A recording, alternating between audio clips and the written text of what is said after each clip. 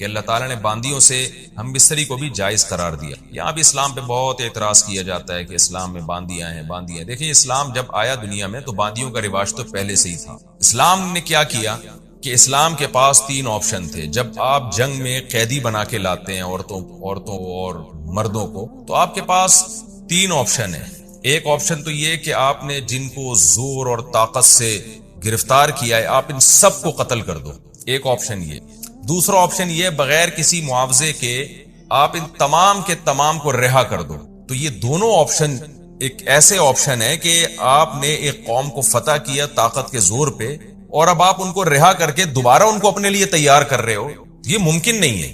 تو تیسرا آپشن یہ تھا کہ اسلام ان کو یہ کہتا ہے کہ ان کو ایسے ہی چھوڑ دیا جائے, یعنی اسلامی ریاست میں ایسے ہی آزاد گھومنا شروع کر دیں. یہ بھی غلط ہے کہ آپ نے ایک تو نیچرلی یہ چیز جو مجاہدین ہیں وہ فطری طور پر اس کو قبول نہیں کریں گے کہ ہم نے اتنی محنت کی ہے اور اتنے جو ہے وہ محنت کے بعد ہم نے کسی قوم کو فتح کیا تو ہم کیسے چھوڑ دیں اس کو. تو تیسرا ایک اعتدال والا آپشن یہ تھا کہ ان کو غلام اور باندیاں بنا لیں. تو غلام اور باندی بنانے میں کیا ہوگا کہ جس کا غلام ہوگا اس کے حوالے کیا جائے گا کہ اب اس میں کوئی خوبی ہے تو وہ خوبی آپ کی طرف منسوب ہوگی, اس میں کوئی خامی ہے تو آپ کی طرف منسوب ہوگی. تو لوگوں نے غلاموں کو اپنی اولادوں کی طرح پالا ہے اسلامی تاریخ میں. غلاموں کو پڑھایا لکھایا, یہاں تک کہ غلام حکمران بھی بنے ہیں, غلام گورنر بنے علاقوں میں. بڑے بڑے محدثین فقہاء ایسے جو غلام تھے.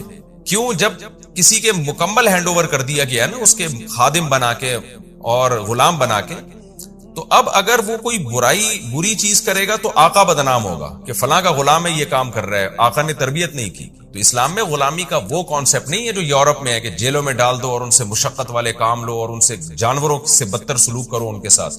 بلکہ اسلام میں غلام کو ایک قسم کی رشتہ داری قرار دی, اس کو وراثت بھی ملتی ہے. اگر آپ کے یعنی غلام جب مر جائے گا نا تو اس کی وراثت مولا کو ملے گی اگر اس کے کوئی دوسرے وارثین نہیں ہیں. تو ایک حدیث میں آتا ہے لحمۃ کلحمۃ النسب, یہ جو غلامی ہے نا یہ نسب کی طرح کا ایک رشتہ اسلام نے بنا دیا اس کو, نسب کی طرح کا, یعنی اس کو ایک لحاظ سے آپ کی اولادوں کی طرح بنا دیا اسلام.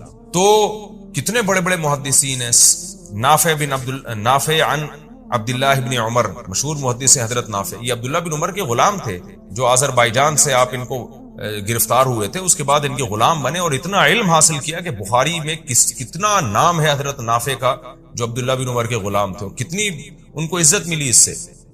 تو یہ غلام جب مرد کی شکل میں ہوگا یا عورت کی شکل میں ہوگا, تو عورت کی شکل میں اگر یہ ہے تو پھر اگر اس سے آقا کو سیکشول ریلیشن کی اجازت نہ دی جائے تو اس میں 2 نقصان ہیں. ایک یہ کہ سوسائٹی میں زنا پھیلے گا, اس عورت کا نہ کوئی شوہر ہے نہ کوئی اس کا مولا کو آپ اجازت دے رہے ہیں کہ اس سے ریلیشن قائم کرے, تو یہ عورت کہاں جائے گی؟ اس میں بھی ڈیزائرز ہے نا, وہ زنا کی طرف جائے گی, وہ زنا کو اپنا پیشہ بنائے گی.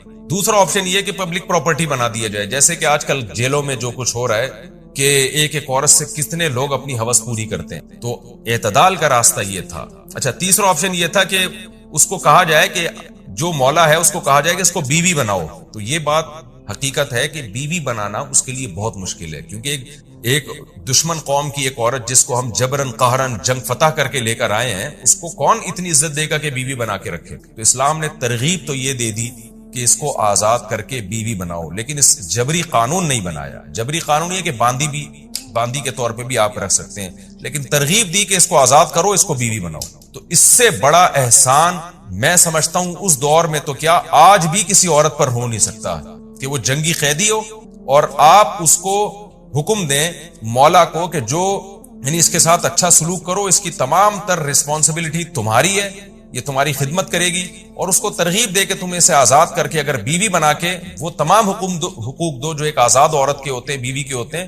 اس کو اسلام نے اتنا اپریشیٹ کیا کہ اسلامی تاریخ میں ہزاروں ایسے واقعات ہیں صحابہ میں, تابعین میں, تبع تابعین میں کہ باندیوں کو آزاد کرتے تھے اور ان کو بیوی بنا کے ان سے شادی کرتے تھے. تو اپنے جیسا ان کو یعنی مقام اور مرتبہ دیا. میں اس پر پہلے بھی بہت ڈیٹیل میں بات کر چکا ہوں کہ اسلام میں جو باندی اور غلاموں کا تصور ہے وہ نہیں ہے جو آج دنیا میں چل رہا ہے. وہ بہت ہی مبارک اور بہت ہی پیارا تصور ہے. تو غلام کے لفظ سے لوگ دھوکہ دینے کی کوشش کرتے ہیں. اس سے بہتر اسلام کے پاس کوئی آپشن نہیں تھا جو اسلام نے اس وقت اختیار کیا. اور پھر ایک اور اہم بات یہ کہ جن کو غلام بنایا بھی گیا تو ان کی آزادی کے لیے بھی اسلام نے بہت ساری تدبیریں رکھی ہیں کہ قسم کھا کے اگر آپ نے توڑ دی تو آپ کو غلام آزاد کرنا پڑا. غلطی سے آپ سے کوئی بندہ قتل ہو گیا تو آپ کو غلام آزاد کرنا پڑا. آپ نے اگر بیوی سے زہار کر لیا، کوئی جو زہار کی ڈیٹیل انشاءاللہ اس کے حکام میں آئے گی، تو آپ بیوی جب تک حلال نہیں ہوگی جب تک آپ غلام آزاد نہیں کریں گے. تو اتنے مواقع پر اسلام نے غلام آزاد کرنے کا حکم اور یہ قانون بنا دیا جو ایک دفعہ آزاد ہوا قیامت تک اس کو دوبارہ کبھی غلام نہیں بنایا جا سکتا. اس طرح سے بھی اسلام نے غلامی کو الٹا ختم کیا ہے. تو بہت ساری چیزیں اول نظر میں سمجھ میں نہیں آتی، لیکن جب آپ ان کی ڈیپتھ میں جاؤ گے تو آپ کہو گے کہ واقعی اسلام ہی دین فطرت ہے. اور اسلام نے جو انسانوں کے لیے قوانین بنائے ہیں وہ کوئی عقل وہاں تک پہنچ ہی نہیں سکتی. باقی یہ کہا جاتا ہے کہ یہ صحرا تو امریکہ کو جاتا ہے اور مغربی طاقتوں کو جاتا ہے کہ انہوں نے دنیا سے غلامی کو کم کیا. تو وہ والی غلامی جو اسلام میں جو غلامی کا تصور تھا، اس غلامی وہ نہیں ہے جس کو امریکہ نے ختم کی. تو جنگی قیدیوں کا ایک تصور تھا اور جو جس طرح سے غلام بنا کے مارا پیٹا جاتا تھا اس کو ان لوگوں نے ختم کیا. اور جو حقیقت یہ ہے کہ وہ بھی صرف لیبل لگا کے ختم کیا ہے، حقیقت میں وہ بھی ختم نہیں ہے. آپ جائیں جنگی قیدی جو جیلوں میں پڑے ہوتے ہیں، کیوبا کی جیلوں میں آپ نے دیکھا نہیں کتنے سال لوگ کس طرح کیا سلوک ان کے ساتھ ہوا ہے. تو وہ جو درندگی والی غلامی تھی وہ آج بھی ختم نہیں. اور ایک اہم ترین بات یہ بھی ہے کہ اسلام میں غلام اور باندیوں کا تصور تھا، جس کی وجہ سے اسلام نے فقہائے کرام نے غلام اور باندیوں کے احکام لکھے. دنیا میں اگر کوئی دوبارہ بڑی جنگ ہوتی ہے اور دوبارہ سے غلام اور باندیوں کا سیٹ اپ آ جاتا ہے تو دنیا کے پاس کوئی قانون سازی نہیں ہے کہ غلاموں کو کیسے رکھنا ہے اور باندیوں کو کیسے رکھنا ہے. اسلام کے پاس ایک لا پہلے سے موجود ہے. غیر ممکن ہے کہ فیوچر میں بڑی بڑی جنگیں ہوں اور دوبارہ سے غلام اور باندیوں والا سیٹ اپ آ جائے، لوگ ایک دوسرے کی مردوں کو اور عورتوں کو غلام بنانا شروع کر دیں. تو مسلمانوں کے پاس تو پورا ایک سیٹ اپ ہے کہ کیا سلوک کرنا ہے، کیسے ان کے ساتھ رہنا ہے. لیکن غیر مسلموں کے پاس اس بارے میں کوئی سیٹ اپ موجود نہیں ہے. اسلام قیامت تک کے لیے آیا، اس کے حکام بھی قیامت تک. تو لیکن ایک بات خوب سمجھ لیں کہ اسلام میں جو غلام اور باندیاں بنانا جائز تھا اس میں ایک بہت اہم شرط یہ تھی. میں نے چونکہ اس مسئلے پہ پرسنلی بہت تحقیق کی ہے، تقریباً 15 سے 20 سال پہلے، بلکہ شاید اس سے بھی زیادہ ٹائم گزر گیا ہو. ایک ہمارے پاس سوال آیا تھا کہ آج کیا غلام اور باندیوں کو بنانا ممکن ہے جنگوں میں؟ تو اس کا جواب خوب سمجھ لیں، آج ہمارے لیے یہ ممکن نہیں ہے. وجہ اس کی یہ کہ اس پر بھی فقہا کا اجماع ہے، قدیم فقہا کا، کہ غلام اور باندیاں وہاں بنائی جائیں گی جہاں غیر مسلم کا آپ سے کوئی معاہدہ نہ ہو اور وہ اس تملک بالقہر کو جائز سمجھتے ہوں. کیونکہ اس دور میں کافر لوگ سمجھتے تھے کہ جب کسی قوم پہ حملہ کیا جاتا ہے تو اس کے مردوں اور عورتوں کو پر جب آپ غالب آ جاتے ہیں تو آپ کی ملکیت ثابت ہو جاتی ہے. تو جو قوم جائز نہیں سمجھتی تملک بالقہر، اس کو کہتے ہیں فقہ کی اصطلاح میں تملک بالقہر، یعنی کسی پر جبرن آپ نے قبضہ کر لیا تو آپ اس کے مالک بن جائیں گے. تو یہ اسی قوم کے لیے حلال ہے، جو حلال کا مطلب اسی قوم کے ساتھ جائز ہے جو اس عمل کو جائز سمجھتے ہو. آج پوری دنیا کا ایک ایگریمنٹ ہو چکا ہے کہ کسی بھی مرد اور عورت پہ اس طرح قبضہ کیا گیا تو وہ غلامی میں نہیں آئے گا. تو اسلام اس ایگریمنٹ کو جائز سمجھتا ہے، کیونکہ اسلام میں غلام اور باندی بنانا کوئی فرض نہیں ہے. نہ اس دور میں فرض تھا، نہ آج فرض ہے، بلکہ ایک آپشن تھا آپ کے پاس. تو اگر آپ ایگریمنٹ کر لیتے ہیں، بین الاقوامی کوئی معاہدہ دنیا کا آپس میں ہو جاتا ہے، تو پھر اسلام اس معاہدے کی پابندی کا حکم ہے. پھر یوں نہیں کہا جائے گا یہ معاہدہ شریعت کے خلاف ہے. تو لہذا چونکہ دنیا میں ایک ایگریمنٹ ہو چکا ہے تو اس کو جائز ہے آپ کے لیے اگر آپ ایگریمنٹ کر لیں کہ بھئی ہم جب تم پہ حملہ کریں گے تو تمہارے مرد اور عورتوں کو غلام یا باندی نہیں بنائیں گے، اور تم جب ہم پہ حملہ کرو گے تو ہمیں بھی نہیں بناؤ گے. اگر کوئی قوم یہ ایگریمنٹ کر لیتی ہے تو پھر تملک بالقہر یعنی زبردستی کسی قوم پہ غالب آنے سے اس کے مرد اور عورت غلام نہیں بنتی. یہ مسئلہ 8 سے 1000 سال پہلے فقہا لکھ چکے ہیں، حالانکہ اس دور میں تو بہت زیادہ رواج تھا غلام اور باندیوں. یہ بہت ڈیٹیل میں نے اس لیے بتایا کہ ایک شہوت پرست لوگوں کا ایک ایسا بھی طبقہ ہے جو آج بھی اس چیز کو جائز سمجھتا ہے کہ ہم کسی ملک میں جا کے کسی عورت کو اٹھا کے لے آئیں زبردستی قبضہ کر کے تو وہ ہماری باندی بن جاتی ہے. اس طرح سے زنا کو پروموٹ کرنے کی کوشش کرتے ہیں. خوب سمجھ لیں اس طرح سے کوئی عورت باندی نہیں بنتی، اور اس کے ساتھ اگر کسی نے ریلیشن قائم کیا تو وہ زنا کہلائے. تو سوائے اب ایک ہی راستہ ہے، وہ راستہ یہی ہے کہ آپ نکاح کریں عورت کی طرف پہنچنے کے لیے. نکاح کے علاوہ تمام آپشن آپ کے پاس بند ہوں. میں نے جو باندیوں کے بارے میں کچھ تفصیل بتائی ہے بہت مختصر تفصیل ہے، اس پر میرا کلپ یوٹیوب پہ مل جائے گا کہ غلام یہ جو باندیوں سے جب ریلیشن ہوتا تھا اس سے اولاد بھی ثابت النسب ہے، اس اولاد کو وراثت بھی ملے گی، اور اسلام نے ایک پروٹوکول یہ بھی دیا تھا کہ جس باندی سے آپ کی اولاد ہو گئی تو اب وہ باندی مزید غلام نہیں بن سکتی، آپ کے مرنے کے بعد اس نے لازمی آزاد ہونا، تو اس کو ایسی باندی کو ام ولد کہا جاتا ہے۔ تو بہت سارے احسانات اور پروٹوکول اسلام نے باندیوں کو دیے۔ زوجہ سے جو ہم بستری ہے وہ صرف اسی راستے میں جائز ہے جس سے اولاد ہوتی، کیونکہ عورت کو اللہ نے بنایا ہے نسل بڑھانے کے لیے، تو کوئی بھی ایسا ہم بستری کا طریقہ اختیار کرنا جو نسل بڑھانے کا ذریعہ نہ ہو، یعنی وہ نیچرل نہ ہو، تو وہ حرام ہے۔ تو اس میں اللہ نے یہ حکم دی، تو اس سے صاف یعنی حدیث سے بھی پتہ چلتا ہے اور تمام فقہاء کا اجماع بھی ہے اس آیت کی روشنی میں کہ مسئلہ تھوڑا حیا کے خلاف ہے، لیکن میرا خیال ہے بتانا ضروری ہے کہ پچھلے راستے سے عورت سے ہم بستری کرنا بالکل حرام ہے،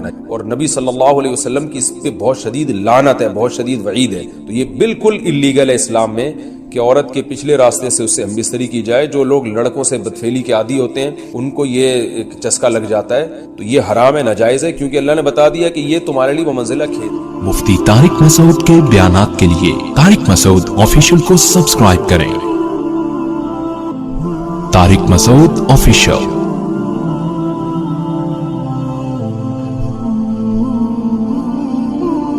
اللہ نے ارشاد فرمایا نساؤکم حرث لکم، تمہاری عورتیں تمہارے لیے بمنزلہ کھیت کے ہیں۔ حرث عربی میں کھیت کو کہتے ہیں، تو بمنزلہ کھیت کے ہیں۔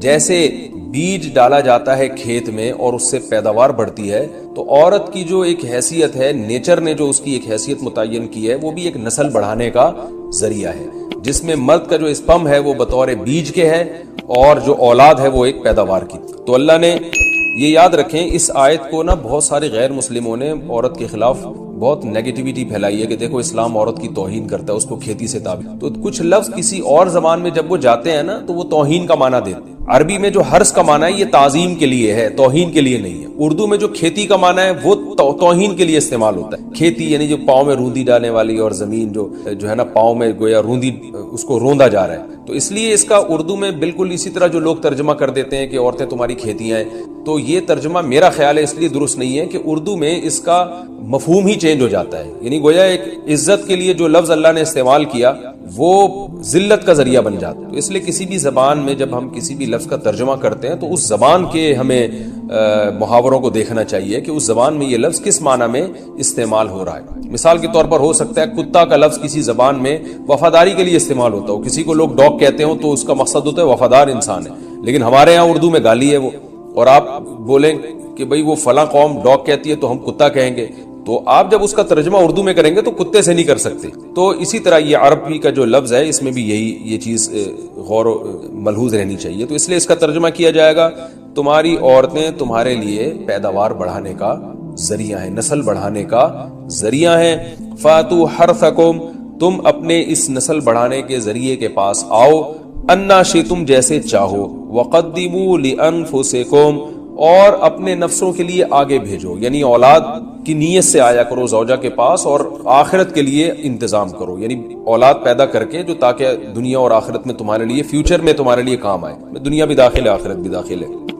تو یہ آیت کا بھی ایک شان نزول ہے کہ صحابہ کرام تو چونکہ جو خواتین تھیں مکہ میں صدیوں سے وہ لوگ آباد تھے، ان کے سفر خاص طور پہ عورتوں کے سفر بہت ہی کم ہوا کرتے تھے، تو جب ہجرت ہوئی ہے اور جو ہے نا ہجرت کر کے بہت ساری صحابیات مدینہ آئی ہیں، تو مدینہ میں ان کے نکاح دوسری قوموں میں ہوئے، پھر انصار صحابہ سے بھی ہوئے، تو چونکہ تقویٰ تھا ان خواتین میں، للہیت تھی، تو بعض جگہ ایسے واقعات ہوئے کہ میاں بیوی کے جو آپس کا ریلیشن ہوتا ہے، ظاہر ہے وہ ہر قوم میں اور ہر جو ہے نا شخص کا مزاج دوسرے سے مختلف ہوتا ہے، تو بعض مردوں نے اس طرح سے اپنی زوجات کے ساتھ ہم بستری کی کہ ان خواتین کو پھر اشکال ہوا کہ پتہ نہیں اس طرح سے ہم بستری کرنا جائز بھی ہے یا نہیں ہے، تو انہوں نے نبی صلی اللہ علیہ وسلم سے یہ مسئلہ پوچھا کہ یا رسول اللہ، ہمارے شوہر ہمارے پاس اس طرح سے آتے ہیں تو کیا یہ جائز ہے یا نہیں؟ تو ان کے سوال کو بھی مبہم رکھا گیا اور قرآن نے اس کے جواب کو بھی کنایتاً بیان کیا، کیونکہ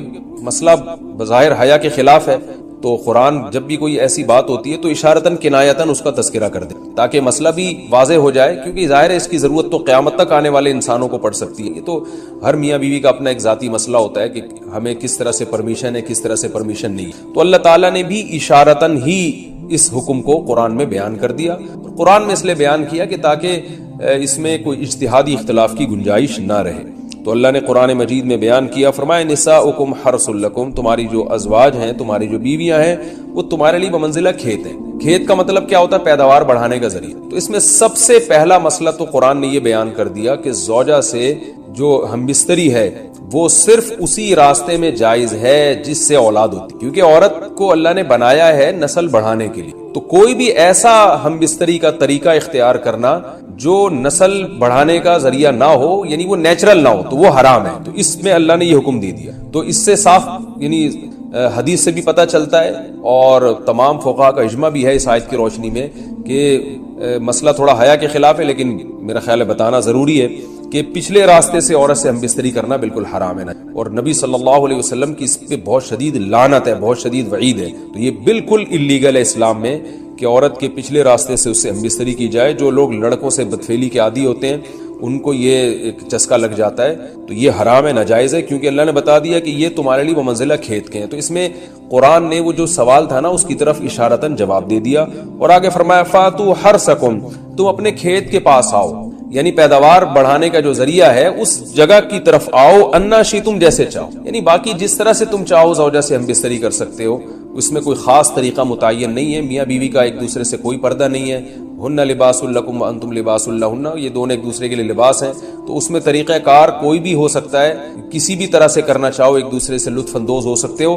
لیکن فاتو حرثکم، آنا موضع حرث میں ہے. حرث کا مطلب وہ اس جگہ کی طرف آنا ہے جہاں سے نسل بڑھتی ہے، کسی اور راستے کی طرف. اس سے صاف طور پر جو ہے نا وہ جو فاسق فاجر لوگوں کی جو برائی ہے جو لڑکوں سے بدفعلی کے نتیجے میں پیدا ہوتی ہے، اس کا اللہ نے قلع قمع کر دیا کہ اس کی اسلام میں بالکل اجازت نہیں ہے. باقی طریقہ کار کیا ہوگا یہ تمہارے اوپر، اس کی اللہ نے تمہیں اجازت دی ہے. وقدموا لانفسکم، اور چونکہ بار بار حرث کا تذکرہ ہو رہا ہے نسل بڑھانے کا، اس لیے اللہ نے فرمایا کہ قدموا لانفسکم، اپنی ذات کے لیے فیوچر میں انتظام کرو. قدموا کا مطلب آگے بھیجو اپنی ذات کے لیے سرمایہ. کیا مطلب؟ کہ جب زوجہ سے ہم بستری کرو تو نیت اولاد کی ہونی، تاکہ وہ اولاد دنیا میں بھی اور آخرت میں بھی تمہارے لیے ذخیرہ بن جائے. تو یہ نسل بڑھانے کی بہت زبردست ترغیب ہے اس آیت میں. اور اس آیت میں اللہ نے عورت کا کہ بہت ساری ذمہ داریوں میں سے ایک بڑی ذمہ داری کا بھی بیان بتا دیا کہ عورت کو اللہ نے بنایا ہے. جو مرد اور عورت کا جو فرق رکھا ہے نا، اس فرق کی بڑی وجہ یہی ہے کہ مرد کے اسپرم کو اللہ نے بیج کے طور پہ پیدا کیا ہے اور عورت کو اللہ نے زمین کے طور پہ. تو بیج اور زمین کے ملاپ کا بنیادی مقصد ہی نسل بڑھانا، پیداوار بڑھانا ہوتا ہے، نہ یہ کہ نسل روکنا. آج فیملی پلاننگ والوں نے اس آیت کی دھجیاں اڑا دی ہیں، اور جو پوری دنیا میں ایک بےہودہ قسم کی تحریک چل رہی ہے، یہ آیت بالکل اس کی نفی کر رہی ہے. اس لیے اللہ نے فرمایا اچھا، اللہ نے اس کا بھی جواب دے دیا کہ جو فیملی پلاننگ والے کہتے ہیں نا نسل بڑھنے سے تمہارا نقصان ہوگا، خرچے بڑھ جائیں گے، تو اللہ فرماتا ہے قدموا لانفسکم، تمہارا فیوچر بن جائے گا، سنور جائے گا. کیونکہ اولاد پہ اتنی انویسٹمنٹ نہیں ہوتی جتنا اس کا آؤٹ پٹ ہوتا ہے. ان پٹ کم ہے، آؤٹ پٹ زیادہ ہے. انویسٹمنٹ کم ہے، اس کے جو پروفٹ ہے وہ زیادہ ہے، دنیا میں بھی اور آخرت میں بھی. تو اللہ نے فرمایا اپنے نفس کے لیے، فیوچر کے لیے انتظام کرو، بڑھاپے کے لیے انتظام کرو. تمہارے بیٹے ہوں گے، بیٹیاں ہوں گی، پوتے ہوں گے، نواسے ہوں گے، بہویں ہوں گی. یہ دنیا کا مستقبل اور آخرت کا مستقبل کیا ہے. جو عبداللہ بن عمر رضی اللہ تعالیٰ عنہ نے جب نکاح کا ارادہ ترک کیا تو آپ کی جو ہمشیرہ تھی حضرت حفصہ، انہوں نے فرمایا کہ نکاح کرو، تمہارے اولاد ہوگی، دنیا سے جاؤ گے تو تمہارے لیے دعائیں مانگے گی. تو یہ آخرت کے لیے ذخیرہ ہے. تو اس لیے اللہ نے فرمایا کہ آخرت کے لیے ذخیرہ کرو. واتقوا اللہ، اور اللہ سے ڈرو. واعلموا انکم ملاقوہ، اور جان لو کہ تم نے ایک دن اللہ سے ملاقات کر. تو جتنے حکام اللہ نے تمہیں اس آیت میں دیے ہیں ان تمام حکام کو تم نے فالو کرنا ہے. وبشر المؤمنین، اور ایمان والوں کو خوشخبری سنا دے. پرسوں میرے سامنے ایک 30 سالہ لڑکی کا واقعہ آیا. پرسوں نہیں، واقعہ تو 2-3 مہینے پرانا ہے. 30 سال کی لڑکی، 3 بچیاں اس کی، شوہر کو ہارٹ اٹیک ہوا، مر گیا. اب آپ بتاؤ یار، 30 سال کی لڑکی کی تو اپنی شادی کی عمر ہے، کس قدر ٹینشن ہے نا اس کو، کس قدر ٹینشن میں ہوگی. وہ اپنا نہیں سوچ رہی، وہ اپنی 3 بچیوں کا سوچ رہی ہے، ان کا کیا بنے گا. اب کیا ہو رہا ہے کہ لوگ بتا رہے ہیں کہ جی اس کے رشتہ دار اس کو زکات دے رہے ہیں رمضان میں. میں نے کہا ان بے غیرتوں, معذرت کے ساتھ تھوڑا میں غصہ ہو رہا ہوں, ان بے غیرتوں کو بولو کہ اس کی شادی کا انتظام کرو, زکاتوں پہ نہیں ٹکڑوں پہ پالو. کب تک پلے گی زکاتوں کے ٹکڑوں پہ یار؟ کوئی انسانوں والا کام کرو تم. اس کے رشتہ دار کیوں نہیں کر لیتے اس سے دوسری شادی بھائی؟ اس کے دیور کیوں نہیں کر لیتے؟ اس کے چچے تائے کیوں نہیں کر لیتے؟ جو شوہر کے ہیں چچے تائے وغیرہ یا کزن ہے وہ کیوں نہیں کر لیتے؟ یہ 3 بیٹیوں کو اجنبی پالے گا یہ اچھا ہے یا اسی کے چچا تائے پالے وہ اچھا ہے؟ نہیں آ رہی میرا خیال ہے بات سمجھ میں. یہ جو میں اتنا پاگل ہو جاتا ہوں نا 2 شادیوں پہ, میرا دماغ نہیں خراب ہے. آپ سوسائٹی میں جا کے عذاب تو دیکھو, اس میں کیا گزر رہی ہوگی لڑکی. ایسی بے شمار ہے ہمارے علم میں, 20 سال میں بیوہ ہو گئی, 22 سال میں بیوہ ہو گئی, برباد ہو گئی زندگیاں ان کی. وہ کہہ رہے ہیں ہم اپنے آپ کو پالیں, اپنے بچوں کو پالیں, اور سوسائٹی کیا کر رہی ہے؟ وہ دیور کم وقت لے جا کے زکات دے رہا ہے اس کو. ابے تو اپنی بھابھی سے شادی کر لے, اپنے یتیم بھتیجوں کو پال لے یار. تو نہیں جی بیوی سے ڈر رہا ہے, بیوی کو باپ بنا لیا یار تم لوگوں نے. اس سے نہیں ڈر رہے تم خدا کے عذاب سے. میں اس سے کہہ رہا ہوں دیور سے تو اپنی بھابھی سے شادی کر لے, کہہ رہا ہے میری بیوی مارے گی. میں نے کہا چھوڑ دے اس عذاب کو یار, چھوڑ دے. جو رکھے جو تیرا ساتھ دے ٹھیک ہے, نہیں تو دفع کرو یار, اس کو لعنت بھیجو. جب تک ایسے ڈھیٹ نہیں بنو گے نا سوسائٹی تبدیل بولو نہیں ہوگی. میں اگر آپ کے سامنے لسٹیں پیش کرنا شروع کر دوں نا ان لڑکیوں کی جو جوانی میں طلاق ہوئی یا بیوہ ہوئی, جو زناکار بنی ہے, وہ اپنی بچیوں کو بیچنے پر مجبور ہوئی ہیں, تو تم خون کے آنسو رو گے یہاں بیٹھ کے. ایک عورت کا خیال کیا جا رہا ہے میری وائف ناراض ہو جائے گی, سوسائٹی جائے بھاڑ میں بھلے, تباہ ہو جائے, زنا پہلے سوسائٹی میں. تو مجھے میں ایسے لوگوں کو جانتا ہوں. 90 کی بات ہے, 90. اب میں پوری ڈیٹیل نہیں بتاؤں گا, وہ سمجھ جائیں گے میرے بارے میں بات ہو رہی ہے. 90s کے شروع میں کیس میرے پاس آیا, 2 جوان لڑکوں کی شادی ہوئی. ایک کی عمر میرا خیال ہے 20 سال ہوگی, ایک کی عمر 21 سال. ان کو لو میرج ہوئی, دونوں بھائیوں کی لو میرج ہوئی. لڑکی کی عمر میرا خیال ہے 17-18 سال کی تھی, اور دونوں کی نا دونوں بھائیوں کو کہیں لو ہوا تو ابا کے 2 ہی بیٹے تھے, انہوں نے دونوں کی کر دی شادی. بڑی اچھی زندگی, دونوں بھائی ایک گھر میں رہ رہے, ان کی بیویاں بھی ایک گھر میں. اب کیا ہوا ہے کہ جی ایک کو کینسر ہو گیا, وہ مر گیا. 3-4 سال کے بعد نا 3-4 بیٹیاں ہو گئیں, اور بیٹیاں بھی بیٹے کی لالچ میں ہوتی ہیں, ورنہ اتنی بیٹیاں آج کل کوئی پیدا نہیں کرتا. وہ 3 بیٹیاں ہو گئیں لگاتار, کہ اب اگلے سال لڑکا آ جائے. وہ ہو گئی 3 بیٹیاں لگاتار ہو گئیں, اور لڑکے کی ہو گئی کینسر سے ڈیتھ. 1990 سے لے کے نا آج تک وہ لڑکی ایسے ہی بیٹھی ہوئی. اس کی عمر کتنی تھی جب وہ بیوہ ہوئی ہے؟ 20 یا 21 سال. سمجھ رہے ہو, انتہائی خوبصورت لڑکی, 20-21 سال کی. 3 اب کیا ہو رہا ہے کہ وہ بیٹیاں پالے یا وہ اپنے آپ کو پالے؟ سوسائٹی کو اس پہ ترس. بولتے کیوں نہیں بھائی؟ نہیں یار, لوگ جا رہے ہیں تعزیت کے لیے, عیادت کے تعزیت کے لیے, بیوہ ہو گئی, کچھ لفافہ دے کے آؤ. میں اس وقت میں بچہ تھا, اس وقت میں کہہ رہا تھا ان بغیرتوں کو بولو اس دیور سے اس کی شادی کرا دیں جو اسی گھر میں رہتا ہے. بتاؤ اس کی کہیں اجنبی جگہ پہ ہوگی تو سوتیلی بیٹیوں پہ کیسے اعتماد کیا جائے گا؟ کیسے مردوں کی ہوس کی نگاہیں آج اس زمانے میں, فوش فلمیں ساری رات بیٹھ کے دیکھ رہے ہوتے ہیں, تو ان پہ اعتماد کرو گے؟ جوان سوتیلی بیٹی اس کے حوالے کی جائے سوتیلے باپ کے. کتنے کیسز آ رہے ہیں سوتیلے باپ کے الٹے, وہ بیوی پہ تھوڑی مر رہا ہو تو پھر آگے اس جوان بیٹی پہ مر رہا ہوتا ہے. غیرت تو بہت تھوڑے لوگوں میں رہ گئی ہے. میں نے کہا بھائی اس کے دیور سے بولو خدا کے لیے. میں نے لوگوں سے کہا جو بھی تعزیت کے لیے جا رہے تھے, میں نے کہا اگر آپ اس پر احسان, میں بچہ تھا اس وقت, میٹرک بھی میرا خیال ہے نہیں کیا تھا میں لوگوں سے کہہ رہا تھا کہ یار یہ جو 2 بھائی ایک گھر میں رہتے, تیسرا کوئی بھائی بھی نہیں ہے, تو وہیں رہ رہی ہے نا, پہلے سے جوائنٹ فیملی میں رہ رہی ہے, تو وہ اس سے بھی کر لے. ایک بیوی تو پہلے سے ہے, اب اپنے بھائی کی بیوہ سے کر لے, بچیاں پل جائیں گی, بچیوں کو ایک نیا باپ مل جائے گا. نا نا نا نا, موت ہے یہ لفظ زبان سے. اس کی پہلی بیوی پہ ترس آ رہا ہے, ہائے بیچاری پہ سوکن آ جائے گی. ابے میں نے کہا اس بیچاری پہ سوکن سے تمہیں خطرہ ہو رہا ہے, وہ تھوڑے دن میں بھول جائے گی سوکن. ہر غم تھوڑے دن چلتا ہے, اس کی ساری ضرورتیں پوری ہو رہی ہیں, اس کو نان نفقہ بھی مل رہا ہے, اس کے بچوں کا باپ بھی ہے, اس کو گھر بھی ملا ہوا ہے, سب کچھ ہے, ایک شرکت ہو جائے گی تھوڑی سی. یار مسافر خانہ ہے دنیا, برداشت کر لو. نا نا نا نا, زکاتیں اور یہ ٹوپی ڈرامے لگا کے رکھے ہوئے, صدقے خیرات, اور جو کرنے کا کام ہے وہ کر نہیں رہے. ساری زندگی اب تک بیٹھی ہوئی ہے وہ ایسے. نہیں آ رہی میرا خیال ہے بات سمجھ میں؟ اب تک وہ میرا خیال, اب تو کیا بیچاری کی, مجھے نہیں پتا اس کے بعد, مجھے نہیں پتا وہ ان کا ہوا کیا, نہ میں کبھی وہاں گیا, مجھے کیس آیا تھا سامنے, لیکن اتنی بات پتا چلی کہ اب تک کیا ہے, اب تو بچیوں کی ٹینشن میں 20 سال 21 سال کی لڑکی ساری زندگی کس کی ٹینشن میں گزار رہی ہے. اور میں فرض کر رہا ہوں کہ بہت دیندار ہوگی انشاءاللہ, لیکن ایسے حالات جب آتے ہیں, جو باہر جا کے جب وہ جاب کرے گی, تو آپ مجھے بتاؤ جب جاب میں لوگوں کو پتا چلے گا, اس کے باس کو پتا چلے گا بیوہ بھی ہے, کم عمر بھی ہے, خوبصورت بھی ہے, ضرورت مند بھی ہے, وہ ہوس کی نگاہیں ڈالے گا اس پہ؟ نہیں ڈالے گا. آپ کیا سمجھتے ہیں وہ اپنی بہن سمجھ کے اس کے ساتھ ڈیلنگ کرے گا؟ وہ بہن سمجھے گا اس کو؟ کتنی ضرورت مند خواتین ہیں، لڑکیاں ہیں جنہوں نے جاب کی ہے، آپ کے سامنے اپنے دل کا راز تھوڑی آگے بتائیں گی، وہ تو ہمیں آگے بتاتی ہیں کہ ہمارا باس ہمارے ساتھ کر کے آ رہا ہے. کہتی ہیں ہم اپنے باپ کو نہیں بتا سکتے کیونکہ ابا جاب سے ہٹوا لے گا ہمیں. ریپ ہو رہے ہیں ان کی عزتوں سے کھیلا جا رہا ہے. پھر بعض تو ایسے ہوتے ہیں کہ ان کو بھی چسکا لگ جاتا ہے گناہ کا، یار یہ پیسہ کمانے کا آسان راستہ ہے.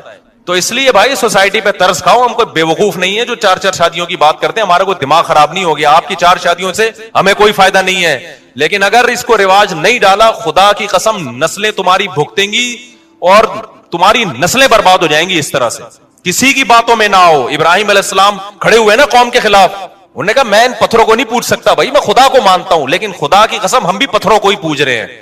ایک پتھر ہاتھ سے بنا ہوا ہوتا ہے، ایک پتھر ہے کلچر کا پتھر، کلچر کا بت. ہم خدا کو چھوڑ کے اس کلچر کے بت کی عبادت کر رہے ہیں. کلچر کو اٹھا کے پھینک دو. ہمیں اللہ نے اسلام دیا ہے. دیکھو یورپ میں جب تباہی آئی ہے نا، پہلی جنگ عظیم دوسری جنگ عظیم میں مرد مر گئے تھے ان کے، عورتیں بہت مرد مارکیٹ سے کیا ہو گئے شارٹ. ان کے پاس کوئی حل نہیں تھا اس کا، تو انہوں نے عورتوں کو زنا پہ لگا دیا. ہمارے پاس تو حل ہے بھائی، ہمارے پاس، ان کے پاس تو حل نہیں تھا نا. وہ کس سے پوچھتے؟ پادریوں نے کہا ایک سے زیادہ شادی ہو نہیں سکتی. حالانکہ تورات انجیل میں ایسا نہیں تھا. تورات انجیل میں تو 4 سے بھی زیادہ ہو سکتی تھی، لیکن انہوں نے تحریف شدہ دین کلچر کو فالو کیا. پوری سوسائٹی کا بیڑا غرق ہو گیا. اب وہ چاہتے ہیں کہ ہمارا میرج سسٹم بحال ہو جائے. اب نہیں ہو سکتا بحال. ہمیں تو یار اللہ نے اسلام دیا ہے. آپ اگر دوسری کر رہے ہو، بیوہ کو سہارا دے رہے ہو، طلاق یافتہ کو سہارا دے رہے ہو، کوئی روکتا ہے کہ ہمارے سوسائٹی اجازت نہیں دیتی؟ آپ بولو سوسائٹی کا ہی تیل لینے یار. خدا ہے میں کلمہ پڑھتا ہوں، مجھے خدا نے اجازت دی ہے، کسی میں دم ہے تو روک کے دکھائے. تو ایسے واقعات میں رو رہا ہوں. ان لڑکیوں کی آڈیو آ رہی ہے، رو رہی ہیں، چیخو پکار، زندگی برباد ہو گئی، کوئی پوچھنے والا نہیں ہے. تو آپ دیکھو کوئی واقعی نہیں ہے. اب ایسا نہیں ہو سکتا کہ ایسی لڑکی جو 30 سال میں بیوہ ہوئی، اس کی 3 بچیاں بھی ہیں، کل میرے پاس کوئی بندہ آ جائے میری شادی کرا دو، میں اٹھا کے اس کے حوالے کر دوں. آگے کیا ہوگا بھائی اس کی بیٹیوں کا؟ ایسی لڑکیوں کے لیے سب سے پہلا جو ان کے لیے جو آپشن ہوتا ہے نا، وہ ان کے رشتہ داروں کا ہوتا ہے، دیور کا ہوتا ہے، جیٹھ کا ہوتا ہے. سب سے پہلا آپشن یہ ہوتا ہے کہ وہ سہارا دیں ان کو. وہ نہیں دے سکتے، ان کے کزن دیں، اپنے خاندان میں رہے تاکہ بچے اپنے خاندان سے باہر نہ جائیں. لیکن اب دیکھنا یہ سارے بڑی بڑی داڑیاں بھی ہیں اور تہجد کے نشانات بھی ہیں ماتھوں کے اوپر، ہر سال حج عمرے بھی ہیں. کسی بے غیرت کو خیال آ گیا نا کہ اس کی دوسری شادی کرا دو اس کے خاندان میں، تو آپ مجھے آ کے بتا دینا، میں اس کو ایوارڈ دوں گا. کسی بے غیرت کو یہ خیال نہیں آئے گا. وہ زکاتیں دے گا لفافے ڈال کے نا کہ چلو جی میری زکات 2500 روپے بنتی تھی، اب میں اس بیوہ کو زکات دے کے ایک بہت بڑا تیر ماروں گا. میں وہ کیا ہوگا یار 2500؟ پھر اس کو زکات، اس کو تو محبت بھی چاہیے. شوہر کی محبت تو ہر عورت کو چاہیے، اس کے اولاد کو سہارا چاہیے. یتیموں کی طرح پالیں گے، اس کا باپ نہیں ہے. یار تم خود اپنے بچوں کے بارے میں سوچو یار، باپ کی وجہ سے بچوں کو کتنی عزت ملتی ہے. کبھی تصور کیا آپ نے؟ آپ تھوڑی دیر کے لیے فرض کرو میں مر جاؤں اور میرے بچوں کو زکاتیں لا کے لوگ دے رہے ہوں، کس قدر انسان کے رونگٹے کھڑے ہو جاتے ہیں نا. اس کو باپ چاہیے ہوتا ہے ایسی بچیوں کو. اور وہ باپ جو باپ کا بھائی ہے، باپ کا کزن ہے، وہ تو وہ باپ کا کردار ادا کر سکتا ہے. سوتیلا وہ کردار ادا نہیں کر سکتے، بالکل باہر کے خاندان کو. تبھی فقہا نے بیان کیا ہے لڑکی طلاق یافتہ ہو یا بیوہ ہو، اپنے خاندان میں شادی کرے گی تو بچے رکھ سکتی ہے، خاندان سے باہر جائے گی تو بچیوں کو ساتھ نہیں لے جا سکتی، کیونکہ اس بچیوں کا پھر مستقبل محفوظ نہیں ہے. پھر بچے چھوڑنے پڑیں گے اس کو. لیکن بچے چھوڑ کے پھر وہ بچے نہیں رکھ رہے ہوتے خاندان والے. کہہ رہے ہم کیوں پالے؟ کیونکہ فیملی پلاننگ نے بنا دیا 2 بچے، اپنے بچے نہیں پل سکتے تو دوسروں کے کہاں سے پالو گے؟ نہیں آئی نا بات سمجھ میں؟ میرا خیال ہے تو آخرت میں الٹے لٹکے ہوئے ہوگے. ہم نے اپنا فرض ادا کر دیا ہے. اب آپ ہم پہ لطیفے کسیں، مذاق اڑائیں ہمارا کہ یہ مولوی کو شادیوں کے علاوہ کچھ نہیں آتا. لیکن جن پہ گزر رہی ہے نا، ان کی پکار اللہ ہی سنتا ہے، اور اللہ پھینٹی لگائے گا، چترول لگائے گا کہ تم جب کلمہ پڑھتے تھے اور میں نے طلاق یافتہ اور بیوہ اور بے سہارا عورتوں کے لیے حل یہ بتایا تھا، تم نے سارا پیسہ حج عمرے پہ کیوں لگا دیا؟ تم زکاتوں پہ کوئی فوکس تم نے کیوں کیا؟ جو اصل صحابہ میں تو ہمیں نہیں ملتا. کوئی بیوہ ہوتی اور چندے ہو رہے ہیں اس کے لیے. صحابہ میں ایسا ہوا، ایک صحابی کی 4 بیویاں ایک ٹائم پہ بیوہ ہوئی ہیں. 4 بیویاں ایک ٹائم پہ بیوہ ہوئی ہیں اور چاروں کی فوراً شادی ہو گئی، کیونکہ سب زیادہ شادیاں کرتے تھے تو رشتوں کی کمی نہیں تھی. حضرت جعفر طیار جوان تھے جب شہید ہوئے نا. لوگ مجھے یہ بھی کہتے ہیں کہ لوگ 4 شادیاں کریں گے، مر گئے تو 4 عورتوں کو بیوہ بنا کے چلے جائیں گے. او بھائی 4 عورتوں کو بیوہ بنا کے چلے جائیں گے، لیکن 4 شادیاں پھر اگر ان کی شادی نہیں ہوگی نا، اس لیے نہیں کہ اس نے 4 کی تھی، اس لیے کہ باقی نہیں کر رہے. نہیں آئی میرا خیال ہے بات سمجھ. ورنہ صحابہ کے دور میں بھی ایسا ہوا. حضرت جعفر طیار لڑائی کے لیے گئے تھے، جوان تھے، 4 بیویاں تھیں ان کی، شہید ہوئے تو 4 بیویاں بیوہ ہوئی ہیں. رونے کی آواز آئی ان کی. آپ صلی اللہ علیہ وسلم ان کو خاموش کروایا کہ آواز باہر نہ نکلے. پھر ان چاروں کی شادی ہو گئی. اور ایسے نہیں ہوئی ہے کہ نبی نے ان کے لیے رشتے تلاش کیے ہوں, اشتہار, اس زمانے میں تو کوئی اشتہار کا رواج نہیں تھا, یا اناؤنسمنٹ کی ہو. اتنے رشتے آئے ہیں کہ انہوں نے سلیکٹ کیا ہے. ان میں ایک تھی حضرت اسما, جب ان کے لیے حضرت ابو بکر نے الگ پیغام بھیجا, حضرت علی نے الگ پیغام بھیجا, اور بھی صحابہ نے بھیجا, انہوں نے سلیکٹ کیا میں نے کس سے کرنی ہے. حالانکہ حضرت ابو بکر تو پہلے سے میرڈ تھے. کسی نے نہیں کہا کہ آپ تو شادی شدہ ہیں, آپ کیوں پیغام بھیج رہے ہیں. انہوں نے کہا نبی نے ایک وقت میں 9 رکھ سکتے ہیں, تو ہم نے 4 رکھ لیا, تو کیا ہو گیا بھائی. اتنے رشتے آئے ہیں حضرت اسما کے لیے. حضرت اسما نے حضرت علی کے رشتے کو ریجیکٹ کیا کہ ان کی عمر کم ہے. حضرت ابو بکر کے رشتے کو قبول کیا کہ یہ میچور ہیں, کیونکہ وہ چاہتی تھی کسی میچور سے شادی ہو. حضرت ابو بکر کا نکاح ہو گیا ان سے, زندگی بڑی اچھی. پہلے حضرت ابو بکر کے نکاح میں پہلے سے بھی بیوی موجود تھی, ایک اور ہو گئی. جب حضرت ابو بکر کا انتقال ہوا تو پھر حضرت علی نے دوبارہ پیغام بھیج دیا. اس وقت حضرت فاطمہ کا شاید انتقال ہو چکا تھا میرا خیال ہے. حضرت علی نے دوبارہ پیغام بھیجا تو انہوں نے قبول کر لیا, کیونکہ اب حضرت علی بھی کیا ہو گئے تھے, دوبارہ بھی شادی ہو رہی ہے. 2 3 دفعہ بیوہ ہو کے شادی ہو رہی ہے. حضرت خدیجہ کی جو 40 سال میں شادی ہوئی ہے اور نبی 25 سال کے تھے, تو آپ کیا سمجھتے ہیں حضرت خدیجہ کو رشتے نہیں مل رہے تھے؟ خطبہا اشراف قوم, حدیث میں جب خدیجہ بیوہ ہوئی ہیں قوم کے سرداروں کے رشتے آئے ہیں, ان میں ایک نبی صلی اللہ علیہ وسلم کا تھا. تو حضرت خدیجہ نے فرمایا کہ میں نے شادی ایسے شخص سے کرنی ہے جو میرا مال تجارت میں لگا سکے, اس کے لیے ایماندار آدمی چاہیے. تو یہ کیا ہے, یہ ایماندار. وہاں بھی سلیکشن حضرت خدیجہ کی طرف سے تھی, وہ محتاج نہیں تھی کہ نبی سے نکاح کرنے پر, نہ انہوں نے خود سلیکٹ کیا تھا بھئی یہ میرے لیے زیادہ سوٹیبل ہے. تو کوئی اخباروں میں اشتہار دینے کا رواج نہیں تھا, کوئی بیواؤں کے لیے, بیٹیوں کے لیے بھیک مانگنے کا رواج. تو باپ جو ہے نا اپنی کماری بیٹیوں کے لیے بھیک مانگتے ہوئے نظر آتے ہیں کہ یار ان کی کہیں ان کو ٹکا دو کہیں. تو سوسائٹی برباد ہوگی, زنا پھیلے گا سوسائٹی میں, یہ بتا دوں میں آپ کو. اس کا حل دعاؤں میں نہیں ہے, وظیفوں میں نہیں ہے, اس کا حل وہی ہے جو اللہ اس کے رسول نے بتایا. میرے پاس حرم میں ایک شخص آیا کہ شادی نہیں ہو رہی بیٹی کی, آپ دعا کریں حرم میں. میں نے کہا میں حرم میں نا جو خلاف کعبہ ہے نا اس پہ لٹک کے بھی دعا کروں گا پھر بھی نہیں ہوگی. کہہ رہے ہیں کیسی باتیں کر رہے ہیں. میں نے کہا بھائی آپ کی ہو جائے گی اور کس. جب اللہ میاں نے مرد رکھے ہی کم ہیں جو نکاح کے قابل مرد ہیں, گروتھ ریشو کی بات نہیں کر رہا, اور عورتیں زیادہ ہیں, تو ان کا حل یہ تھوڑی بتایا کہ کعبہ میں جا کے دعا کرو. ان کا حل بتایا مرد زیادہ شادیاں کریں. آپ زیادہ شادیاں مردوں کو کروانا شروع کر دیں, پھر دعا اگلے درجے میں کیا ہے, پھر دعا ہے. آپ رزق کا انتظام تو کرو نا, اسباب تو اختیار کرو, پھر دعا مانگو اللہ مجھے رزق نہیں مل رہا تو دے. دعا قبول ہوتی ہے اسباب اختیار کرنے کے بعد. مرد ہے نہیں, نکاح کر نہیں رہے, اور آپ کہہ رہے ہو کہ اپنے بیٹے کو شادی کرنے نہیں دیتے اور بیٹی کے لیے کہہ رہے ہو کہ رشتے ہی نہیں ہے, تو دعائیں مانگ رہے ہو جا کے, تو خود اپنے آپ کو بیوقوف بنا رہے ہو بھائی. ہوتا ہے کہ نہیں ہوتا؟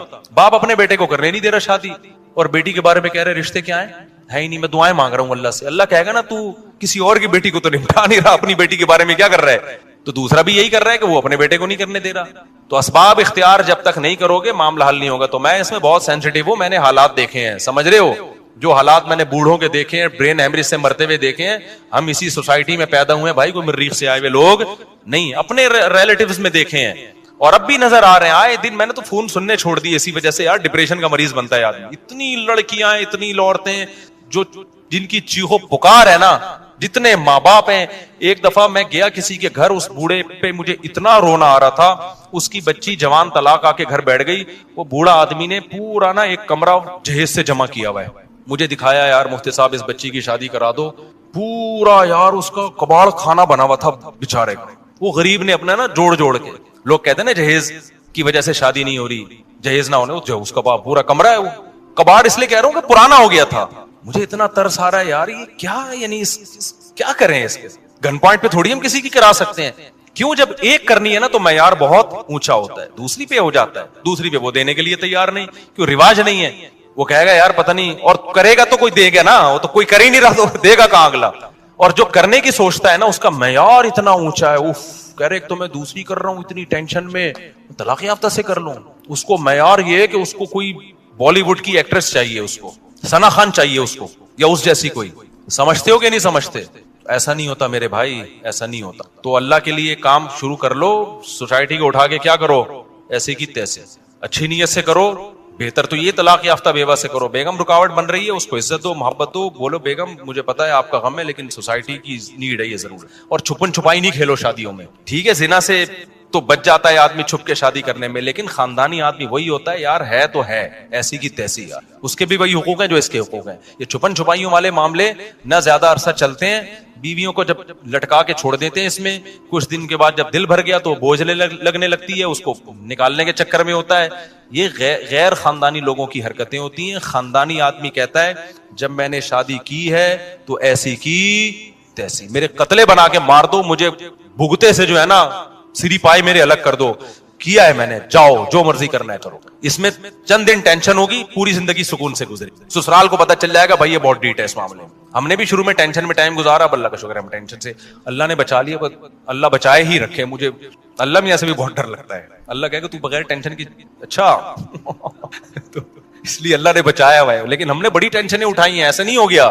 اس میں یہی تھا کہ یار ہو گیا تو ہو گیا, اسٹائل یہی تھی. مر جائیں گے نا, جو مرضی کرنا ہے کر لو یار, جو ہو گیا ہو بس ہو گیا, ایکسکیوز می سر ہو گیا, ٹھیک ہے نا. اس کے بغیر چلتا نہیں ہے. اس میں ٹینشن ہے, وقتی ہے, اس کے بعد سکون ہے. میرے پاس ایسے لوگ آئے دوسری کی بہت ٹینشن میں, یار ہم تو اب چھوڑ دوں نہیں. میں نے کہا یار اگر یہ کنفیوز والی زندگی گزاری نا, ڈپریشن سے مر جاؤ. اب تو جو ہو گیا کیا ہے, بولو ہو, مار دو, پھینک دو, نالے میں لاش بہا دو, کچھ بھی کرو, بس جو ہونا تھا کیا ہے ہو گیا. اور میں نے کہا گھر سے بندوقیں چھپا دو, ایسا نہ ہو, کیونکہ ایسے کیسز بھی ہوئے بیگم نے اڑائی دیا, خود جیل ہو گئی پھر بیگم کو. لیکن جس بات میں نا عورت کو آہستہ سے بول رہا ہوں, کچھ سیکھنا تو بھائی, اور اس کو بیگم کو بتا دو, میں مر جاتا تو بھی تو صبر آ جاتا نا. اور عورت کو چاہیے بھائی, ٹھیک ہے عورت کو تکلیف ہوتی ہے, دوسری عورتوں کا بھی تو خیال کریں, وہ بھی تو انسان ہے. میں ایسے واقعات بھی جانتا ہوں.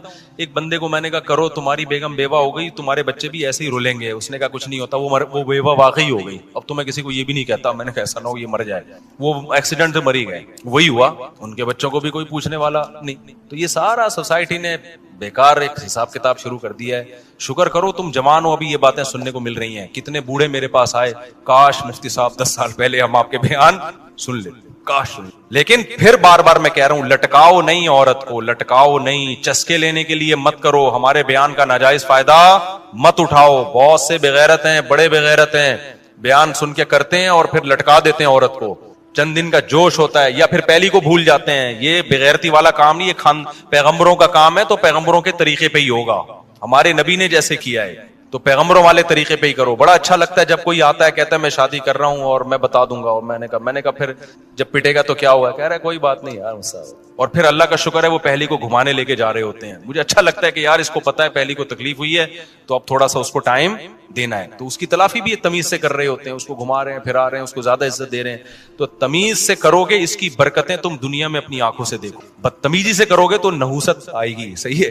اس پہ ایک ٹیکنیکل پوائنٹ کی بات آ رہی ہے, وقت بہت پورا ہو گیا ہے. اکثر لوگ دوسری شادی کرتے ہوئے کہتے ہیں خاندان دھکے دے کے نکال دے گا, چھوڑ دے گا ہمیں. تو میں کہتا ہوں جب دوسری تیسری چوتھی ہوگی نا, 2-4 سال میں تمہارا اپنا اتنا بڑا خاندان ہوگا, بچے بھی اسی اسپیڈ سے ہوں گے, تو اتنا بڑا خاندان ہوگا کہ تمہارا خاندان جو ہے وہ تمہارے خاندان کا ایک چھوٹا سا حصہ بن جائے. آئی بات سمجھ میں؟ میرے خاندان میں ٹوٹل پتہ نہیں کتنے افراد تھے, لیکن اب وہ میرے خاندان کے تھوڑے سے افراد رہ گئے. سمجھ رہے نہیں آ رہی سمجھ؟ یعنی میرے خاندان والے اگر آئیں تو پھر جو میرے والا خاندان ہے اگر میں ان کے ساتھ بٹھاؤں تو پھر ایسا لگے گا کہ وہ والا جو خاندان, جو میرا پہلے والا جو خاندان تھا نا, وہ میرے والے خاندان کا ایک چھوٹا سا پارٹ ہے. تو بھائی خاندان تو بنتا ہی شادی بھی ایسے ہے یار. تو خاندان چھوڑ کے نکاح کو پروموٹ کرو, اللہ اچھا خاندان دے دے گا آپ کو. ایسے نالائقوں سے اللہ حفاظت کرے گا. تو یہ جو اخلاق کی بھی بات ہے, دیکھو اللہ تعالیٰ نے اب آج کل لبرل اور سیکولر لوگ میاں بیوی کو جوڑنے کے لیے نا ایک تحریک چلا رہے ہیں. محبت سے رہو, محبت سے رہو, محبت سے رہو, محبت سے رہو, ایک دوسرے کی رسپیکٹ, ایک دوسرے کی عزت. بعض عورتیں بہت زیادہ خراب زبان کی ہوتی ہیں, جیسے بعض مرد بھی ہوتے ہیں. اب لوگ کہتے ہیں مرد ہے تو عورت کیا کرے گی, سربراہ پہ کبھی نہیں ہاتھ اٹھایا جاتا. خوب سمجھ, اگر مرد کو یہ رائٹ ہے کہ انتہائی شدید ضرورت میں عورت پہ ہاتھ اٹھائے تو کہتے ہیں پھر عورت کو بھی رائٹ ہے. ہم کہتے ہیں نہیں, عورت کے پاس یہ رائٹ نہیں ہے. ایک عیسائی سے میرا مناظرہ ہوا, پادری سے. میں نے کہا عورت یہ کر رہی ہو, کیا کرے گا, کہنے برداشت کرے. میں نے کہا اللہ کے بندے وہ بات کر جو کامن سینس کی ہو. آپ کے ماں باپ کو گالیاں دے رہی ہے, وہ آپ کیا برداشت کرو؟ تو بس وہ برداشت ایسا نہیں ہے بھائی. جب سربراہ بنایا ہے تو سربراہ نہیں ہوتا جس کے پاس اپنے آرڈر کو نافذ کرنے کی طاقت نہ ہو. نہیں ہے. لہذا جن کو اچھی عورتیں مل گئی ان کے تو مزے ہیں, جن کو تھوڑی سی آڑی ترچھی ملی وہ تو بیڑا غرق. وہ کہتا ہے یار میں خان ساما زیادہ اچھا تھا. سمجھتے ہو کہ نہیں سمجھتے؟ جہاں ہمیں قرآن و سنت میں یہ ملتا ہے کہ نبی صلی اللہ علیہ وسلم جہاں سے امی عائشہ برتن سے منہ لگا کے پانی پیتی, نبی صلی اللہ علیہ وسلم بھی وہیں سے پانی پیا کرتے تھے. جہاں ہمیں یہ ملتا ہے کہ آپ صلی اللہ علیہ وسلم نے پوری زندگی کبھی کسی زوجہ پر ہاتھ نہیں اٹھایا. جہاں ہمیں یہ ملتا ہے کہ نبی نے فرمایا تم میں سب سے اچھا وہ ہے جس کے اپنے گھر والوں کے ساتھ اخلاق اچھے ہیں. یہ سب باتیں بالکل صحیح حدیث سے ثابت ہیں. لیکن وہاں ہمیں قرآن میں یہ بھی ملتا ہے واللاتی تخافون نشوزہن، جو بیوی جائز باتوں میں تمہاری اطاعت نہیں کرتی. تو پہلا تو اللہ نے حکم دیا بھائی برداشت کرو. اللہ نے فرمایا پھر بھی اگر ناقابل برداشت تکلیف دے رہی ہے تمہیں وہ، تو پھر اللہ نے 3 اسٹیپ بیان کیے. فَعِظُوهُنَّ، پہلا اسٹیپ اللہ نے بیان کیا محبت سے سمجھاؤ، نصیحت کرو. دوسرا اسٹیپ اللہ نے بیان کیا پھر بھی اگر باز نہیں آتی اور تمہارے لیے اس کے اس عیب کو برداشت کرنا ممکن نہیں ہو رہا، اتنی سخت اذیت دے رہی ہے تمہیں، وَاهْجُرُوهُنَّ فِي الْمَضَاجِعِ، تو اس سے دوری اختیار کر لو، ناراض ہو جاؤ، روٹھ جاؤ. پھر بھی بعض خواتین پہ اثر ہی نہیں پڑتا آپ کے ناراض ہونے سے. پھر اللہ نے کیا فرمایا وَاضْرِبُوهُنَّ، پھر ان پر ہاتھ بھی اٹھا سکتے ہو. تو یہ بھی تو اسلام ہے. ایک اپنے اندر نا ایک کوالٹی پیدا کرو، کسی کے رونے سے کبھی متاثر نہ ہو. جس نے یہ کوالٹی پیدا کر لی نا، لوگ تو کہیں گے سخت دل، پتھر. سمجھ رہے ہو؟ یقیناً بہت اچھے اخلاق ہونے چاہیے لیکن نارمل ہونا چاہیے انسان کو اس میں. سمجھ رہے ہیں؟ بہت زیادہ اچھے اخلاق ہو گئے نا، یہ کوئی افورڈ نہیں کر سکتا اس زمانے میں. اللہ میاں نے انسان کو غصہ دیا ہے کسی کام کے لیے دیا ہے نا، یا بلا وجہ دے دیا؟ بولو بھائی کیوں غصہ دیا ہے؟ غصے میں انسان میں ایک انرجی آ جاتی ہے، وہ اپنے اوپر ظلم ہونے سے کمزور ہونے کے باوجود طاقت آ جاتی ہے اس میں، اور سامنے والا طاقتور ہونے کے باوجود اس سے ڈرنے لگتا ہے. سامنے والا طاقتور ہونے، غصے میں نا جب آپ مظلوم ہوتے اور غصہ آ جائے تو ایک انرجی پیدا ہو جاتی ہے آپ کے اندر، سامنے والا ڈر جاتا ہے پتہ نہیں کیا ہو جائے گا. یہ نیچرل ہے، یہ اللہ نے آپ کے اندر آپ کے ڈیفنس کے لیے رکھا ہے. بیلنس دیکھو، اس امت کی خاصیت پتہ ہے کیا ہے؟ وَكَذَلِكَ جَعَلْنَاكُمْ أُمَّةً وَسَطًا، اللہ کہتے ہیں ہم نے تم کو بیلنس امت بنایا ہے، اعتدال.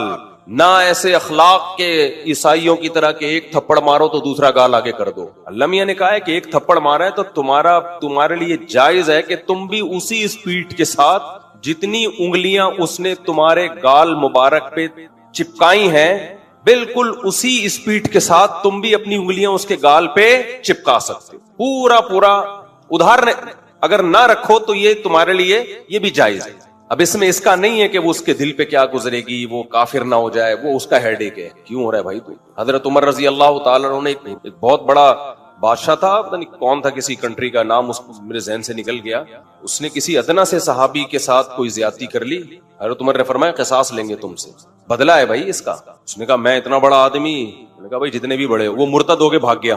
اب ہمارے یہاں کچھ صوفی مزاج ہوتے نا، کہتے دیکھو یار معاف کر دیتے اچھا تھا، اتنا بڑا آدمی مرتد ہو گیا، معاف کر دیتے. بھائی وہ کرنا اس کا کام ہے، جس کے ساتھ ظلم کی وہ معاف کرے، اس کو یہ بھی اختیار ہے، نہ کرے اس کو یہ بھی اختیار ہے. اس کا مرتد ہونا نہ ہونا یہ ایسا عمل نہیں ہے کہ اس کی وجہ سے ہم اس کے ساتھ شریعت میں رعایت کر دیں گے. ہم شرعی حدود کے اندر رہتے ہوئے کسی کے اسلام کو بچا سکتے ہیں، شرعی حدود سے باہر نکلنے کی اجازت نہیں ہے. لوگ مجھ سے کہہ رہے ہوتے ہیں میری بیوی خودکشی کی دھمکی دے رہی ہے اگر میں دوسری شادی کروں، تو میں ان سے کہتا ہوں یہ تمہارا ہیڈیک ہے، ٹینشن کتنی تم برداشت کر سکتے ہو، لیکن اگر وہ خودکشی کر لے گناہ تمہیں نہیں ہوگا. یہ ذہن میں رکھنا، گناہ نہیں ہوگا. اس کو حرام موت کا گناہ ضرور ہوگا، تمہیں گناہ نہیں ہوگا. تمہیں جب ہوگا جب تم بھی ٹینشن میں آ کے خودکشی کر لو. ایک اپنے اندر نا ایک کوالٹی پیدا کرو، کسی کے رونے سے کبھی متاثر نہ ہو. جس نے یہ کوالٹی پیدا کر لی نا، لوگ تو کہیں گے سخت دل، پتھر. سمجھ رہے ہو؟ ہمیشہ کسی پہ ترس کھاؤ دلائل کے تجزیے کے بعد، پھر فیصلہ کرو کہ کون صحیح ہے اور کون غلط ہے. کبھی کسی کی چیخو پکار سے، رونے دھونے سے اور جذباتی پن سے کبھی متاثر نہ ہو. ہماری قوم نعروں سے، جذباتی باتوں سے، جذباتی تقریروں سے، رونے دھونے سے بہت متاثر ہوتی ہے. یار زبردست، یہ ہے ایک نمبر. سمجھتے ہو کہ نہیں سمجھتے؟ میرے سامنے جب کوئی آ رہا ہو نا، ظلم سنا رہا ہو اور رو رہا ہو، میرا دل لگتا ہے اس کو ایک چماٹ ماروں. مارتا نہیں ہوں لیکن دل کیا کرتا ہے، جو بات ہے نا ٹو دا پوائنٹ، 2 اور 2 4 کی طرح بتا. فالتو ٹائم نہیں ہے ہمارے پاس. کوئی خاتون کا ہے نا کہ میرے شوہر نے یہ کیا، رو رہی رونے کی، اب خاتون کو کیا دھمکی دے آدمی. محترمہ آپ ٹو دا پوائنٹ بات کریں، ٹو دا پوائنٹ بات کریں، اپنا بھی ٹائم بچائیں اور میرا بھی ٹائم بچائیں. کیا ظلم کر رہا ہے وہ مرد؟ اگر رونا دھونا ہاں وہ اچھل رہا ہے، آرام سے بیٹھ جائے، آرام سے. تیرے باپ کا، یعنی کہنا تو نہیں، یہ کہتا نہیں ہوں لیکن دل چاہ رہا ہوتا اس کو بولوں، یہ تیرے باپ کا گھر نہیں ہے، ہمارا آفس ہے. آرام سے تمیز سے. کہتا نہیں ہوں یہ اسٹائل نہیں ہوتا میرا, اتنے بھی بدتمیز نہیں, تو آرام سے ٹو دا پوائنٹ بات ہے, جو پوچھی جائے وہ بتائیں, یا تو ہمیں بڑا نہ بناتے. تو یہ جو اخلاق کی بھی بات ہے, دیکھو اللہ تعالیٰ نے اب آج کل لبرل اور سیکولر لوگ میاں بیوی کو جوڑنے کے لیے نا ایک تحریک چلا رہے ہیں, محبت سے رہو, محبت سے رہو, محبت سے رہو, محبت سے رہو, ایک دوسرے کی رسپیکٹ, ایک دوسرے کی عزت.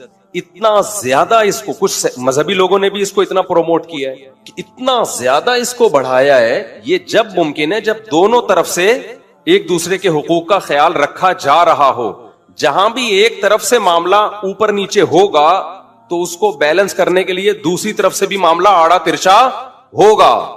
سمجھتے ہو کہ نہیں سمجھتے؟ جہاں ہمیں قرآن و سنت میں یہ ملتا ہے کہ نبی صلی اللہ علیہ وسلم جہاں سے امی عائشہ برتن سے منہ لگا کے پانی پیتی, نبی صلی اللہ علیہ وسلم بھی وہیں سے پانی پیا کرتے. جہاں ہمیں یہ ملتا ہے کہ آپ صلی اللہ علیہ وسلم نے پوری زندگی کبھی کسی زوجہ پر ہاتھ نہیں اٹھایا. جہاں ہمیں یہ ملتا ہے کہ نبی نے فرمایا تم میں سب سے اچھا وہ ہے جس کے اپنے گھر والوں کے ساتھ اخلاق اچھے ہیں. یہ سب باتیں بالکل صحیح حدیث سے ثابت ہیں.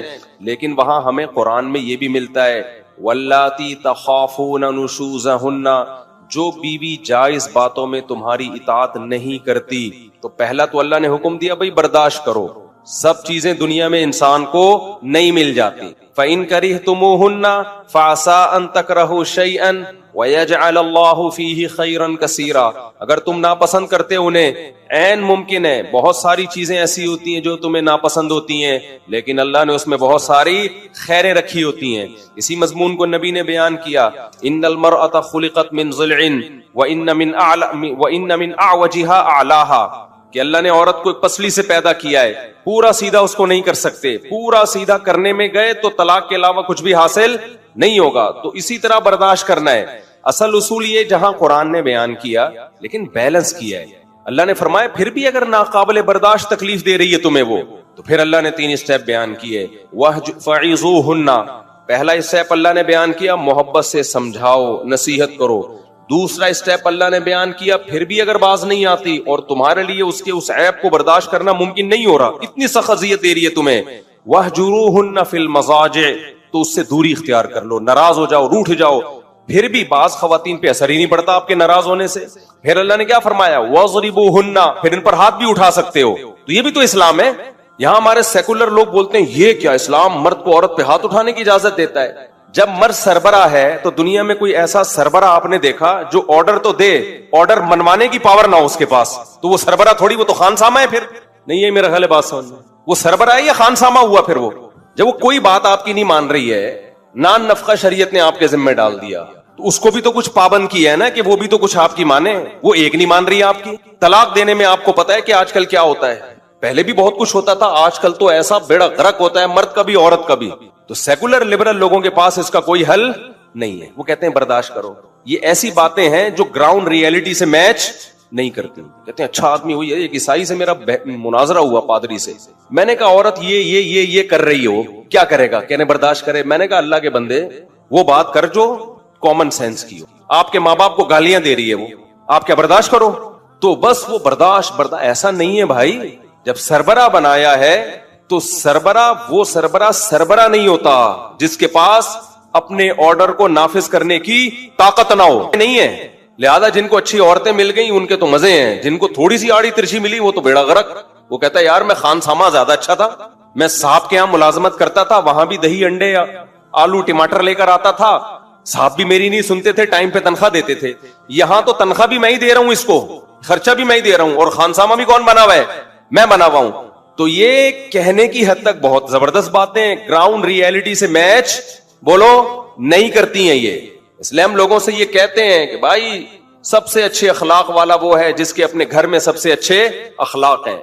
نبی دعوت پہ گئے ہیں تو فرمایا کہ میری زوجہ کو بھی بلاؤ گے تو دعوت پہ جاؤں گا, ورنہ نہیں. یہ نبی کا اصل حکم یہی ہے. لیکن ساری انگلیاں برابر نہیں ہوتی, ساری انگلیاں برابر نہیں ہوتی. اس سے تو خاندانی نظام ٹوٹے گا, خاندانی نظام تباہ و برباد ہوگا, جو کہ ہو رہا ہے. تو اس لیے جہاں بچی کو رخصت کر کے گھر سے بھیجو نا, اسے یہ بھی سکھاؤ, جہاں اپنے بیٹے کو سکھاؤ کہ یہ بیوی کے حقوق ہیں, وہاں اپنی بیٹی کو بھی سکھا دو بیٹا شوہر جب تمہیں کوئی بات کہے گا نا جو جائز مطالبہ ہو تم نے پورا کرنا ہے, نہیں کیا اس کو سختی کی اجازت ہے. پھر روتے ہوئے نہ آنا گھر میں. میرے سامنے جب کیس آتا ہے نا, عورتیں یہ بہت چیختی ہے میرے میاں نے مجھ پہ ہاتھ اٹھایا ہے, ہاتھ اٹھایا ہے. اکثر ہمارے اسکالر ایک دم جذباتی ہوئے ہیں ایسے موقع, اور جو ثالثی کا کردار کر رہے ہوتے ہیں ایک دم ایکسائٹڈ ہو جاتے ہیں. یار وہ مرد کا بچہ نہیں ہے جو عورت پہ ہاتھ اٹھائے, انتہائی درجے کا کمینہ ہے. بھائی پہلے بیان تو سنو, کس بات پہ ہاتھ اٹھایا ہے, دوسری طرف کا بیان تو سنو. آپ بیان سنے بغیر آپ ایک دم کیسے فیصلہ کر رہے ہو؟ ایک صاحب نے اسی طرح کا, بھائی ہاتھ تو بنتا ہی نہیں ہے, ہاتھ اٹھانے کا تو میں نے کہا واقعی نہیں بنتا. ہاتھ اٹھانا کوئی شریف لوگوں کا کام نہیں ہے, ہم بھی یہ بات مانتے ہیں, اچھے لوگوں کا کام نہیں ہے کمزوروں پہ ہاتھ اٹھانا.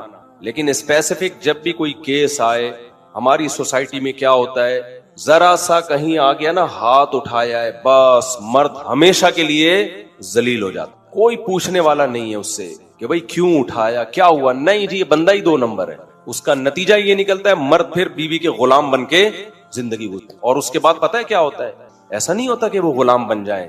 پریکٹیکلی مرد غلام بن ہی نہیں سکتا, وہ کمپرومائز کر لیتا ہے کہ ٹھیک ہے, وہ پھر ادھر ادھر جا کے منہ مارتا ہے, وہ پھر اس سے دل لگانا چھوڑ دیتا ہے, کہتا ہے جاؤ خرچہ پانی لو. ہمارے ایک ریلیٹیو کا کیس آیا سامنے, تو چونکہ وہ میرے سامنے ہی شادی ہوئی, سارے حالات میں جانتا ہوں, وہ اتنا زیادہ ان کی بیوی بد اخلاقی, بعض عورتیں بہت